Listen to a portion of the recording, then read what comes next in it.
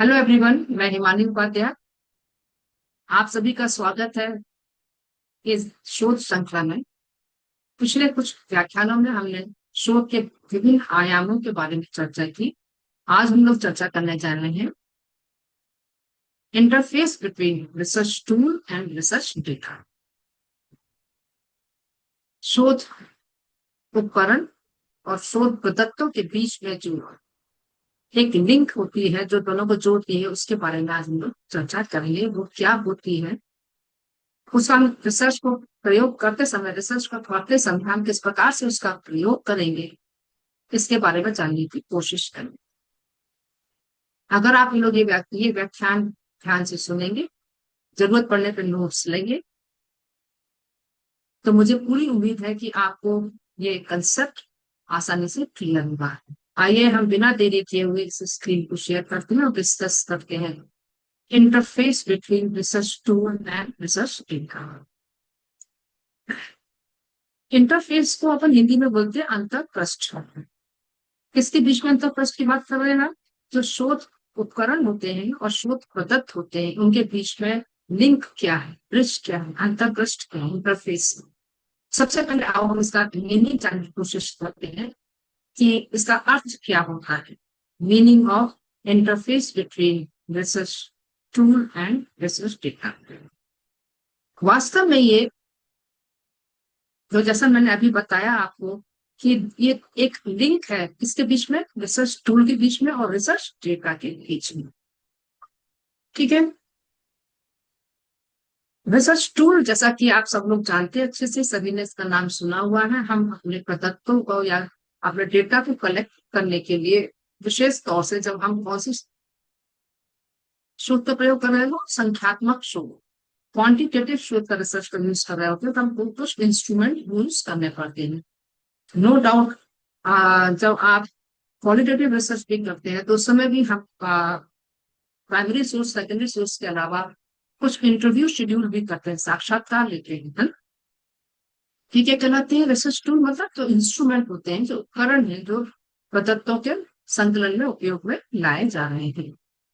Research data, जो कुछ भी आपने जो उपकरणों की मदद से जानकारियां इकट्ठी की, वो क्या कहलाती है? आपकी प्रदत्त कहलाते हैं, शोध प्रदत्त रिसर्च डेटा कहलाते हैं। ठीक है, इतनी बात समझ में आ रही है? अब सबसे बड़ी बात ये आती है कि ये जो प्रक्रिया है इंटरफेस की, ये क्या है? It is a operationalisation process. Operationalisation process मतलब ये संचालन की एक प्रक्रिया होती है। ठीक है, जहां पर कि जो उपकरण हमने यूज किया है, उपकरण से जो हमारे पास आंकड़े आए हैं या रॉ स्कोर हमारे पास आए हैं, उनको हम स्ट्रक्चर फॉर्म में परिवर्तित करें, संरक्षित करें, सारणीबद्ध करें, ताकि आसानी से हम उसको क्या कर सके, एनालाइज कर सके। ठीक है ना? तो that means it is a operationalisation process where the tool transforms raw reality into structured and analysable information. Clear? तो हम कह सकते हैं यहाँ पर कि इंटरफेस क्या है? एक्चुअली इंटरफेस कुछ नहीं, केवल एक ब्रिज है। ठीक है ना? एक सेतु है। किसके बीच में? यहाँ पर है, जो भी हम सॉफ्टवेयर यूज कर रहे हैं, ठीक है ना, उस सॉफ्टवेयर को आप डाटा कलेक्शन के समय भी यूज कर सकते हैं, डाटा को एनालाइज करते समय भी यूज कर सकते हैं, कुछ आप प्रोटोकॉल्स को यूज कर रहे हैं, कुछ फिजिकल इंस्ट्रूमेंट को यूज कर रहे हैं। ठीक है ना? मतलब आप क्रम, इससे प्रोटोकॉल का मीनिंग यहाँ पर है कि आप कितने उसको एक तरीके से अरेंज कर रहे हैं, सिस्टमेटिक तरीके से अरेंज कर रहे हैं। ठीक है ना? तो उसके लिए अलग अलग चीजों का आप इस्तेमाल कर रहे हैं, और इन सब चीजों का इस्तेमाल हम किस लिए करते हैं? जो रिसर्च टूल से जो भी आंकड़े आए हैं और जो हमारे पास डेटा या स्कोर आया है, दैट कन्वर्ट्स फिनोमिनल इनटू, एक प्रोसेस में ये परिवर्तित होता है। उस प्रोसेस को हम कहते हैं, तो वास्तव में हम जब परिवर्तित करते हैं तो वहां पे यूज करते हैं डिजिटाइज्ड, डिजिटाइज्ड। इसमें कुछ सॉफ्टवेयर यूज करते हैं, CSV। CSV का जो फुल फॉर्म एक्चुअली कुछ नहीं है, आप इसमें ये यूज कर रहे हैं, ये कॉमा सेपरेटेड टेक्स्ट इंफॉर्मेशन होती है। ठीक है ना? तो आप जब भी किसी भी रॉ स्कोर को, जो आपके पास आया है, उस स्कोर को आप क्वालिटेटिव का हो या वो आपके पास क्वांटिटेटिव रिसर्च का हो, गुणात्मक शोध का हो या संख्यात्मक शोध का है, उसको आप तरीके से, और जनरली CSV का यूज करते हैं हम गुणात्मक शोध हो। ठीक है, जो कुछ भी हमारे पास जानकारियां आई हैं उन जानकारियों को सही तरीके से हम कॉमा लगा के या सारणीबद्ध करने में, अलग अलग अरेंज करने में उसको यूज कर सकते।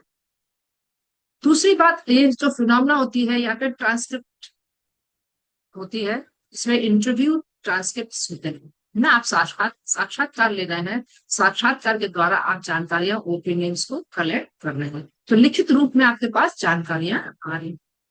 ट्रांसक्रिप्ट मीन्स लिखित रूप से जानकारियां लिपिबद्ध होना, और ऑटोमेटिकली बोल के हम करते हैं। जैसे आप इंटरव्यू शेड्यूल किया है आपने, आप किसी व्यक्ति का इंटरव्यू ले रहे हैं, तो उतनी स्पीड से आप नहीं लिख पा रहे हैं, तो आप उसको क्या कर रहे हैं, रिकॉर्डिंग कर देना है।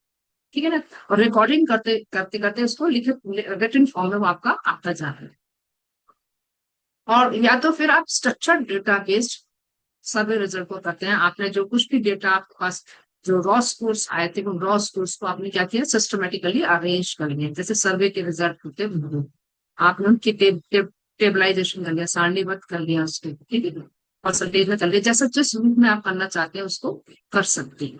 ठीक, तो ये प्रोसेस अपन किस लिए कर रहे हैं, ये सारी प्रोसेस कर रहे हैं, ये सारी फिनोमिनन कर रहे हैं फॉर इंटरप्रिटेशन ना। जो कुछ भी हमारे पास रॉ स्कोर आया है उसका क्या अर्थ है ना, रिसर्च के लिए हम उसको क्यों, शोध के लिए क्यों उसका प्रयोग कर रहे हैं, हम उसके द्वारा क्या व्याख्या निकाल रहे हैं, है ना। तो सारी वसंत किसके लिए की हमने, आपकी व्याख्या करने के लिए आती है, फॉर इंटरप्रिटेशन। तभी आपके रिजल्ट आपके सामने आते हैं, और उन रिजल्ट के आधार पर आप अपने शोध को आप कंफर्म कर पाते हैं कि आपने जो परिकल्पना बनाई थी या जो आप सोच रहे थे, ठीक है ना, तो वो कितना आपको लगता है कि ना आपके सही है और या गलत। ठीक, इतनी बात समझ में आ रही है। अब हम बात करते हैं इंटरफेस है, रिसर्च डाटा और टूल, उससे कौन कौन से कंपोनेंट होते हैं, की कंपोनेंट्स ऑफ इंटरफेस। इंटरफेस के कंपोनेंट होते हैं तीन मेन प्रकार के, मुख्य प्रकार से तीन प्रकार के होते हैं, data collection instrument, data computing techniques, और स्टोरेज मेटा डेटा स्ट्रक्चर। ठीक है, अब यहाँ पर जो आप यूज कर रहे हैं डाटा कलेक्शन का इंस्ट्रूमेंट, जैसे मैंने आपको बताया कि अब आप अलग अलग उपकरणों का प्रयोग कर रहे हैं, आपने कुछ कुछ प्रश्नावलियों का, क्वेश्चन का यूज किया, या इन्वेंट्रीज का प्रयोग किया, आपने इंटरव्यूज लिए ना, तो डिफरेंट टाइप्स के आपके इंस्ट्रूमेंट्स हो सकते हैं जिनके थ्रू आप इंफॉर्मेशन को गैदर कर रहे हैं। ये तो क्वालिटेटिव डेटा में हो गया, क्वांटिटेटिव डेटा में हो गया। क्वालिटेटिव डेटा में भी आप साक्षात्कार कर रहे हैं, प्राइमरी सोर्स से आप इंफॉर्मेशन ले रहे हैं, सेकेंडरी सोर्सेज से इंफॉर्मेशन ले रहे हैं, ठीक है ना। दूसरा की कंपोनेंट होता है डेटा कंप्यूटिंग टेक्निक। जो भी अब जानकारी आ गई है उन जानकारियों को आपको सही तरीके से टेबलाइजेशन करना होता है, सारणीबद्ध करना होता है, कंप्यूटिंग करते हैं आप उसको, ठीक है ना। तो यहाँ पर आप कंप्यूटिंग करते समय आप अलग अलग टेक्निक्स को यूज कर सकते हैं, जैसे अभी अपन देख रहे थे CBS को यूज कर सकते हैं, या अलग दूसरी जो है टेक्निक्स उनको यूज कर सकते हैं, ठीक है। तीसरा कंपोनेंट होता है, जो कुछ भी आपके पास डेटा आ रहा है उसको ऐसे स्टोर कर रहे हैं, आप कहाँ स्टोर कर रहे हैं, और फिर उसको आप कैसा मेटा डेटा में स्ट्रक्चर कर रहे हैं। मेटा डाटा मतलब जो भी आपके डेटा आया है उस डेटा को एक सीक्वेंस में अरेंज करके उसके बारे में और जानकारी बताना, वो क्या है, किस लिए है, किसने तैयार किया, क्यों तैयार किया, ये सारी बातें आपको यहाँ पर पता पड़ती है, ठीक है ना। मतलब आकार क्या है, आपने जो भी आप ली हुई, तो ये कंपोनेंट्स होते हैं आपके इंटरफेस में, जो कि स्पष्ट करते हैं कि आपने जो इंस्ट्रूमेंट यूज किया था, टूल यूज किया था, और उसका पास आपके पास डेटा, उसमें से आपने कैसे निकाला और उसको आपने कैसे अरेंज किया, आपने जो भी आपने उद्देश्य बनाए थे, जो भी आपने परिकल्पना बनाई थी, जो ऑब्जेक्टिव्स हाइपोथेसिस आपने फॉर्मुलेट किए थे, उसके अकॉर्डिंगली आपने कैसे उसको सीक्वेंस में अरेंज किया था। ये स्टेप्स कुछ ठीक क्लियर इतनी बात। Types of interface in research, जो इंटरफेस है रिसर्च में अलग अलग प्रकार के, जैसे अभी अपन बात करते हैं, शुरू से बात करते चले आ रहे हैं गुणात्मक शोध के बारे में और संख्यात्मक शोध। संख्यात्मक मतलब क्वांटिटेटिव रिसर्च, और गुणात्मक शोध क्वालिटेटिव रिसर्च और सोशल रिसर्च। मैं मोटे मोटे तौर पे तीन प्रकार के अपन शोध की बात कर रहे हैं। तो यहाँ पर आप इसमें इंटरफेस को यूज करते हैं। तो जैसे आपने यहाँ संख्यात्मक शोध में क्या करेंगे, रिसर्च टूल यूज कर रहे हैं, डिजिटल सर्वे यूज कर रहे हैं, क्वालिट्रिक्स कर रहे हैं। क्वालिट्रिक्स मीन्स क्या होता है, जो कुछ भी आपने टूल को किस प्रकार से यूज किया, उसका आपने किस प्रकार से प्रबंधन किया, ठीक है ना, सही सही तरीके से उसका अनुबंधन करना। अध्यापन हो सकते हैं अनुभव तरीके से, अनुभवी तरीके से आप किसी भी टूल को, उपकरणों को का प्रबंधन कर रहे हैं, ताकि वो सही हो, सही आपके पास आंकड़े प्रदत्त एकत्रित हो। ठीक, ये बात समझ में आ रही थी। इंटरफेस या ब्रिज, जैसे अपन शुरू से बात कर रहे हैं, यहाँ पर क्या होता है, जब आप संख्यात्मक शोध कर रहे हैं तो ऑटोमेटेड कैप्चर और एपीआई। ऑटोमेटेड कैप्चर मीन्स क्या होता है, यहाँ पर हम कंप्यूटर को यूज कर रहे हैं और यहाँ पर बिना मानवीय हस्तक्षेप के आपके फटाफट फटाफट आपके जो डाटा है वो वहां पर स्टोर होता जा रहा है, कलेक्ट होता जा रहा है। इस प्रक्रिया के द्वारा आप आसानी से आप एकत्रित कर सकते हैं। साथ ही साथ यहाँ पर क्यों कर रहे हैं हम इसको, रिजल्टिंग रिसर्च डाटा और डेटाबेस एक्सपोर्ट्स, ठीक है ना। तो यहाँ पर क्या होता है, ऑटोमेटिकली जब हमने उसको कैप्चर कर लिया, आप यहाँ पर आप जो रिसर्च डेटा है उसको आप कंप्यूटराइज कर सकते हैं, कैलकुलेशंस कर सकते हैं रॉ स्कोर का, और उसके द्वारा फिर आप यहाँ पे सीवीएस का यूज करते हैं, एक्सेल शीट पर इसको लेकर आप कैलकुलेशन करते हैं, और या आप सॉफ्टवेयर का यूज करके इसका कैलकुलेशन करके रिजल्ट निकाल सकते हैं। ठीक, समझ में नहीं बात। तो इंटरफेस ये मदद यहाँ पर अपना कर। दूसरा प्रकार होता है गुणात्मक शोध या क्वालिटेटिव रिसर्च। ये क्वालिटेटिव रिसर्च में जो इंटरफेस होता है, यहाँ पे रिसर्च टूल जो होता है जनरली यूज होते हैं ऑडियो रिकॉर्डर, है ना, जब हम इंटरव्यू ले रहे हैं तो हम ऑडियो रिकॉर्डर का यूज करें, या राइट एरो को यूज करें, है ना, और या फिर एनवीओ। एनवीओ मीन्स होता है क्वालिटेटिव डेटा एनालिसिस। इसे क्या कहते हैं, क्वालिटेटिव डेटा एनालिसिस। यहाँ पर थीमेटिक एनालिसिस की जाती है ना। थीमेटिक मतलब यहाँ पर विषयगत विश्लेषण हम करते हैं। जब आप गुणात्मक जानकारी आपके पास आ गए हैं और शोधार्थी को लगता है कि नहीं मुझे इसका क्वांटिफिकेशन करना है, इसको हमको संख्या में बदलना है, तब आप क्या करते हैं, यहाँ पे थीमेटिक एनालिसिस को यूज कर। ठीक,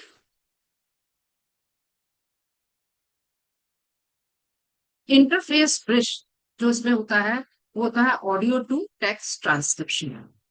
आपने जो कुछ भी रिकॉर्डिंग की वो अब आपके पास में टेक्स्ट ट्रांसक्रिप्शन मतलब लिखित रूप से टेक्स्ट में आ जाती है। ठीक है, सॉफ्टवेयर को यूज कर रहे हैं आपके। ठीक, इसके बाद ये यहाँ पर आप फिर आसानी से रिजल्टिंग रिसर्च डेटा जो भी आपने डाटा था एक सीक्वेंस में अरेंज हो जाता है, और वो आपका कैसा हो जाता है, स्ट्रक्चर टेक्स्ट ट्रांसक्रिप्ट हो जाते हैं, मतलब लिखित रूप में बिल्कुल स्ट्रक्चर, हाईली स्ट्रक्चर सीक्वेंस में है, जिस ऑर्डर में आप चाहते हैं उस ऑर्डर में आप आसानी से फिर उसको एनालाइज करके इंटरप्रिटेशन करके रिजल्ट आ सकते हैं। ठीक, इतनी बात समझ में आ रही है। ये हो गया आपका गुणात्मक शोध में आप इस प्रकार से यूज करें। अब बात करते हैं सोशल रिसर्च की बात करते हैं। सोशल रिसर्च में जनरली जब आप इंटरफेस यूज हो रहा है वो बिल्कुल संख्यात्मक रिसर्च जैसे ही होता है। टूल जो यूज होते हैं ऑब्जर्वेशनल टूल्स यूज करते हैं, हम चेकलिस्ट को यूज करते हैं, उनके द्वारा क्या करते हैं आप डेटा कलेक्शन करेंगे। ठीक है, जो भी आपके पास डेटा कलेक्शन आ गया है उसके बीच में अपन इंटरफेस बेस्ड क्या होता है, फिजिकल पेपर के फॉर्म में आप फिजिकली आप उसको नोट डाउन करते रहे और डेटा एंट्री करते जा रहे हैं, जो भी डेटा आपके पास है उसका आपने एंट्री कर लिया। ठीक है, फिर इसके बाद जो डेटा एंट्री होने के बाद आप रिजल्ट को देखने के लिए क्या करते हैं, कोडेड ऑब्जर्वेशनल डेटा है, आप उसको कंप्यूटराइज के कंप्यूटर के थ्रू सॉफ्टवेयर के थ्रू उसको कोडेड कर लेते हैं और आसानी से फिर उसका आप एनालाइज कर पाते हैं और रिजल्ट ड्रॉ कर पाते हैं। ठीक, इतनी बात समझ में आ रही है। तीन प्रकार के हो गए ये इंटरफेस। आगे क्वांटिटेटिव रिसर्च में यूज होता है, एक क्वालिटेटिव रिसर्च में यूज होता है और सोशल रिसर्चेस में यूज। अब इंटरफेस को क्यों यूज, इसका हमारा कार्य क्या है, इसका उपयोगिता क्या है हमारे रिसर्च में, व्हाई वी नीड इंटरफेस। तो इसके जो की फंक्शन है रिसर्च के क्या है, सबसे पहली बात जो कुछ भी हम डेटा कलेक्शन कर रहे हैं, टूल को यूज कर रहे हैं, डेटा कलेक्शन हो रहा है, तो उसका हम क्या कर रहे हैं, उसको डिजिटलाइजेशन करते हैं, रिकॉर्डिंग करते हैं, या जो आपका डेटा है उसको टेबुलेशन किया आपने सीक्वेंस में किया, या फिर आपने आप इंटरव्यू ले रहे हैं या आप चर्चा कर रहे हैं ओपिनियन ले रहे हैं तो उसकी रिकॉर्डिंग, ठीक है। हो जाने के बाद फिर ये हमको किस में मदद करता है, इंटरफेस मदद करता है स्ट्रक्चरिंग। जो भी हमारे पास डेटा आया है, जानकारियां आई, उन जानकारियों को प्रॉपरली हमारे जो ऑब्जेक्टिव्स है हैप्टिस के अकॉर्डिंग वो स्ट्रक्चरिंग करने में हेल्प। सबसे बड़ी बात यहाँ पे वैलिडेशन जो है, अगर हम सही टूल का यूज कर रहे हैं, ठीक है, सही समय पे सही टूल का यूज कर रहे हैं, सही जानकारियां एकत्रित कर रहे हैं, तो वैलिडेशन आपकी हाई हो जाती है। तो ये हेल्प करें, इसमें इसमें रिसर्चर को बहुत ध्यान देने की जरूरत होती है। साथ में बात आती है मेटा डेटा। मेटा डेटा मतलब अधिक आंकड़ा। अधिक आंकड़ा मीन्स ये जो कुछ भी हमने डेटा कलेक्ट किया उस डेटा के बारे में और अधिक जानकारियां आपके पास कहाँ से कलेक्ट होती है, मेटा डाटा एसोसिएशन के थ्रू, जो कि हमको इंटरफेस मदद करता है। जो भी हमने डेटा लिया था वो कहाँ से लिया पता पड़ता है, किसने लिया, कब लिया, क्यों लिया, वगैरह वगैरह जानकारियां आपको इनसे प्राप्त होती है। तो ये इसका इंटरफेस करने के जो उपयोगिता है, इसका ये फंक्शन है वह, ठीक है ना। तो की function of the tool data interface. ठीक, अब बात करते हैं इंपॉर्टेंस ऑफ इंटरफेस। अगर आपने प्रॉपरली टूल को सिलेक्ट किया है, प्रॉपरली आपने टूल डाटा कलेक्ट कर रहे हैं, ठीक है ना, और उसका आपने सही तरीके से उसको निचोड़ पूरा निकाल पाने में सफल हो रहे हैं, तो क्या हो जाएगा, आपके रिजल्ट की हाई वैलिडिटी होगी। तो हम कह सकते हैं अगर आपने इनिशियली वेल डिजाइन इंटरफेस किया है, आपने सही तरीके से चुनाव किया है, it ensures high validity and reliability of the research. जो भी आप काम कर रहे हैं उस रिसर्च की वैलिडिटी और रिलायबिलिटी, उसकी वैधता और विश्वसनीयता को ये बढ़ा देगा। मुझे उम्मीद है कि आपको ये बात समझ में आई होगी। अगर कोई भी आपको प्रॉब्लम है या कुछ सवाल है दिमाग में, तो आप मुझसे कमेंट बॉक्स में लिखकर सवाल पूछ सकते हैं, प्रश्न पूछ सकते हैं। Thank you.